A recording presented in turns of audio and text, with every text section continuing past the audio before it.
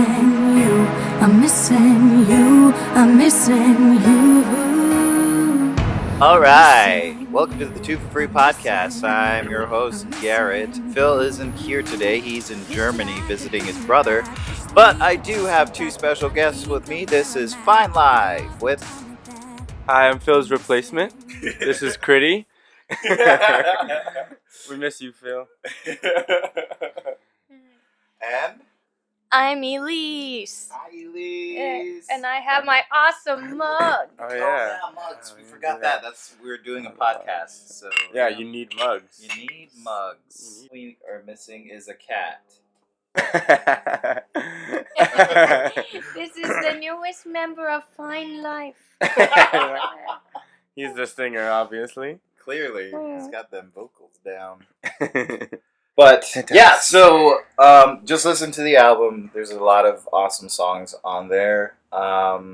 Built to Burn wasn't on the album, but it was one of the singles. We had the VIP version was. Okay, yeah. Yeah, so Built to Burn, yeah. That was like a remix version. Mm-hmm. I like that version too. It's the version that we do live now for electronic shows. It fits more into our sound, our creative. It fits more into our soundscape right now, so that's the version we use to play live, yeah. The VIP by Capo. Is this where I belong? Is my hope just a waste of my dreams out of place? And why did it take me so long to realize that I wasn't born just to die?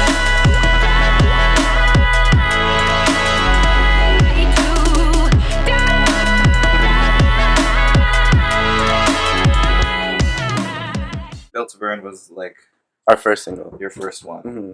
How was that whole experience from the birth of the song all the way up to finishing up the single and posting it to like iTunes and posting the video and walk me through the process from beginning to end. So He wrote the song. I wrote Built to Burn, I think, in 2015, and that was honestly one of the songs that just came together so quickly. I think I did it in like 2 sit-down sessions, like one day after another. That's awesome. awesome. You know, it's not the same for every song. You know, some songs you just have to put in the work. You know, sometimes you might have writer's block, or you kind of have to work a little harder to get the song finished. But Built to Burn came together really, really quickly, and I think it's because I was in a state in my life so the song Built to Burn is about your self-worth and realizing your self-worth. So the lyrics, same idea. With my back up against the wall. You know, the lyrics better than I do. With my back up against the wall. Nice. Do some harmony. That's how we Right? Yeah, so singing such a sad song, you know, sad boy sitting there on his piano, like writing that song. So that through the song, he's realizing, or I guess he, you, she, whatever, is realizing your self-worth through the creation of the song.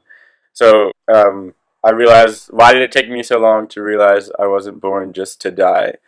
I realized that I wasn't created for the sole purpose of destruction. I realized that I wasn't built for the sole purpose of burning. That you find your worth in your life in between being created and being destroyed, dying. So it's really just realizing your self-worth and that you have it, but you have to find it. Right. Yeah. Well, and it seems like it. I don't know if this was intentional, but the way that the chorus is structured, the way that you elongate die, it seems like there's such a longing and like. So what's cool about how we work together?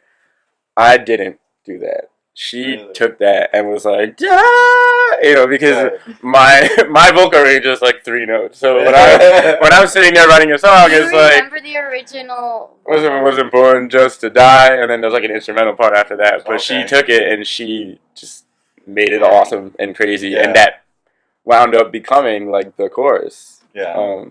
That's the most memorable part, right? Yeah, because she can take that and she can just make it amazing. Because I can't sit there and be like, you know, imagine me singing there and be like, like I definitely did not do that.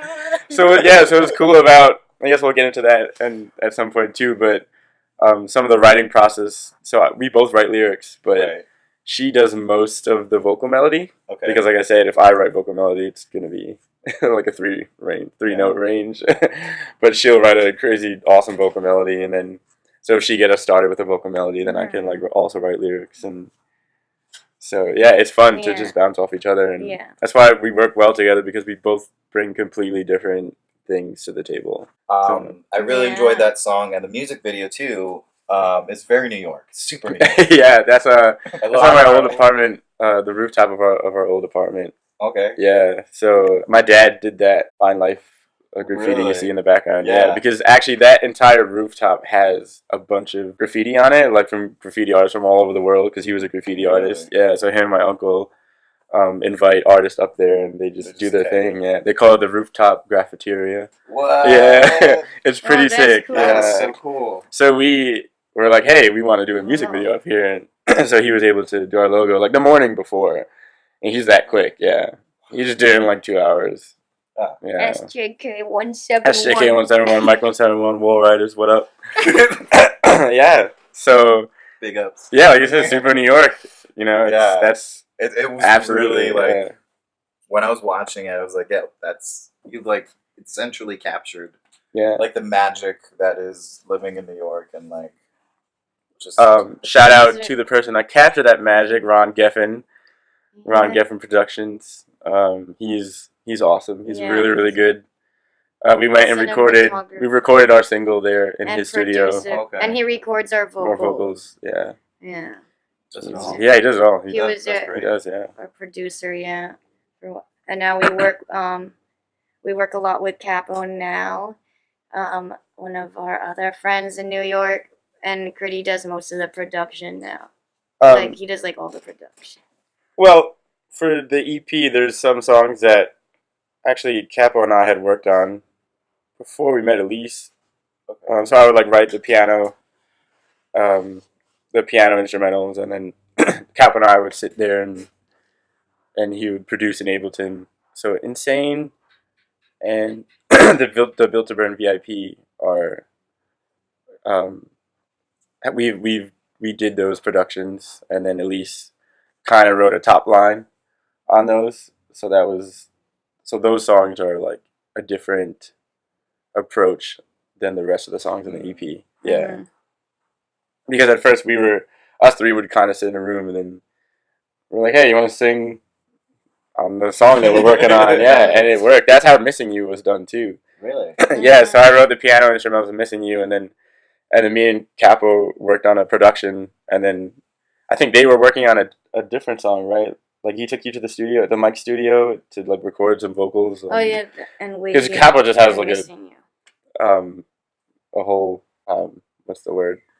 Discography of songs that he works so quickly, so he just like makes a song in like an hour, and so he like took her to the studio and like, hey, you want to sing on this and that, you know? And songs, just and you want to put your voice. It just so happened that Missing You sounded amazing. Like the hook you wrote, the lyrics you wrote, everything you wrote on top of Missing You was just awesome.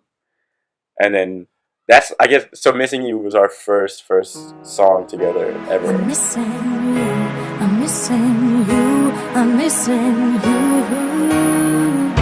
I'm missing you, I'm missing you, I'm missing you. Wish that I could bring you back. Wish that we could just go back. But gotta think of where I'm at. Don't give up, you taught me that. I'm missing you, I'm missing you, I'm missing you.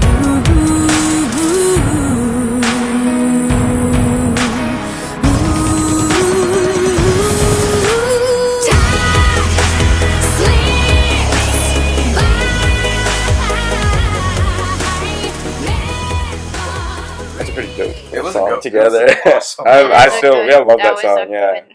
Yeah. I was like, no way, it's gonna be better. Yeah. It's a record out, and then I was like, oh, okay, all right, okay, challenge accepted, gotcha. Yeah, it's such a perfectly like the lyrics matched very well with like the somber and like almost uplifting tone of the backing track of that one too. Thank you. Like it was great. Shout out to Claudio too. He was We were Fine Life together. We recorded 2 songs together. Built a Minute in my head. He was our drummer. Yeah, he was our drummer. He was really good. Awesome. How do you pull imagery to create the songs? Like, do you start with a specific story you want to tell, and then build off of that? And how do you choose like specific words? Right. So I kind of just wrote some words to what kind of how the song kind of made me feel, and then it turned out to be a little dark. It goes like, when it starts, I'm alone in this dark rooted space. I'm so scared of this place. It's unknown. I'm alone in this dark rooted space. I'm so scared of this place. It's unknown. So I guess I was writing about the unknown and being alone, and yeah, I don't know. Your mind just kind of goes to dark places sometimes, and that song was dark at first, Kind of and a then product of that. yeah, exactly, and then you wrote the pre-chorus, right? Yeah, but I was thinking like it would be cool to write a song about 2 people that are meeting again, like in this new life, and they know each other from an old life. Okay. So those 2 elements, that me being like dark and sad, combined with 2 people meeting again, that's how we realized that the song was actually about kindred spirits finding each other, like the inevitability of kindred spirits finding each other. Different times, and the same minds reunited. It's everywhere we go, everything we know. While you're haunting me, while I'm haunting you. It's everything we see, everything we need to be. While you're haunting me, while I'm haunting you. Phrase this. We haven't like written a song about each other because we kind of have found like other ideas and other topics, but that song could totally be about us finding each other as kindred spirits, you know, Yeah. whether it's through music or romance, music, Romantic romance, entanglements. yeah.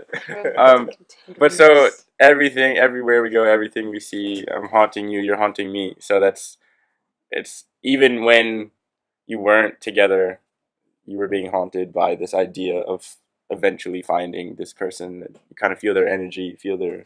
But we're saying that haunting you isn't a bad thing. Yeah, it's not a bad necessarily. thing. Yeah, Yeah. it's Like maybe there's some people you want to haunt. to haunt you. Yeah. So I think in this sense, it was a good thing because it is a little dark, but then it gets a little brighter during the chorus. But yeah, it's definitely. It's just like something from your past showing up again. I guess that's kind of like being haunted. Yeah. Sometimes you sit down and you have an idea, you have a concept you want to roll with, and it just takes off. But that one was fun because we didn't initially know where the song was going, and we kind of found where it was going before while the we were writing pre-chorus it. was gonna be the chorus, but then he said, because we had like another verse written out too, and then Critty was like, that should be a pre-chorus because it was it's a build-up. Yeah, it sounded more of a build up to me, but also I wanted the chord progression to change up so it could have better resolve. Kind of a crescendo to the during and then a release. Yeah. So and it worked out beautifully because that became the chorus. That chorus that we pulled from that other song. Right. We threw that on top of the new chord progression, and that just worked. And that's like so much. That's I think the most fun part about being an artist and being a musician is just kind of experimenting, throwing stuff at the wall, and then seeing what sticks. And then when it does stick, keep throwing shit at it. Like, oh, that sticks, hell yeah! This is where it's going. This is what it's gonna be. Right. It's so crazy because I just love that. Yeah. Is there any other songs that kind of started out as one thing and ended up as something different than you initially planned it to be? Insane. In my head and Insane have the same story because they were both written with capo, and then I wrote like the top line over it, and then there are the electronic songs, but then we became a band and we're like, let's make a band version of both these songs, and we recorded versions of those. Recorded version with the whole like band. The one on the music video of In My Head is the band version, the one that we are gonna be releasing the electronic version. So both of those songs we circled back to. Now we're doing the electronic versions again. Yeah, which is also a lot of fun because those songs at heart, like when you strip them down, they can be beautiful acoustic, raw, absolutely organic songs. When everything is coming down, we gotta make the most of what we live for. Even if that means giving up on our dreams, if you listen, you can hear her. Loud and clear, she sings with pain and fear as she orients her reason. Closer and closer to the day, but the night disillusions her again. And she's falling. Thank you, guys. Now we have to talk louder. That's where we're going to end this episode of Two for Free Podcast. I've been Garrett. Phil is still in Germany. But yeah. Bye, guys. I'm not actually his replacement. It's not actually. I'd love to meet. Yeah, there's my phone. Thank you, guys, for listening. Thanks, Phil. It's been fun. Cheers. Cheers. I just wanted to give a big thank you to Critty and Elise for coming on the show. Thank you guys so much for coming on and sharing your knowledge about the songwriting process and your experiences about creating an album. Thank you, thank you, thank you. I can't thank you enough. If you want to support Fine Life, which I highly suggest you do, visit their website, finelifemusic.com, or you can support them by downloading their album on Spotify, iTunes, or Apple Music, either or any other music streaming platform. Support the band, support Elise and Critty, they're awesome people. Also, support the podcast. We really appreciate all the listeners out there, all the people who have taken the time to listen to an episode. Thank you guys so much from the bottom of our hearts. We really do appreciate you. And if you want to be a guest on the show, send us an email at 2forfreepodcast@gmail.com. That's 2forfreepodcast@gmail.com. Include in the email what you want to cover, and if there's sheet music that you are wanting to go over, include that in an attachment. We'll schedule a time to record an episode with you. We look forward to all the opportunities that 2020 has in store for us, and for you out there. So, Happy New Year. Good riddance 2019. May 2020 bring you and your family everything that you could ever want. So from myself and Phil, this has been the 2 for Free Podcast. Peace!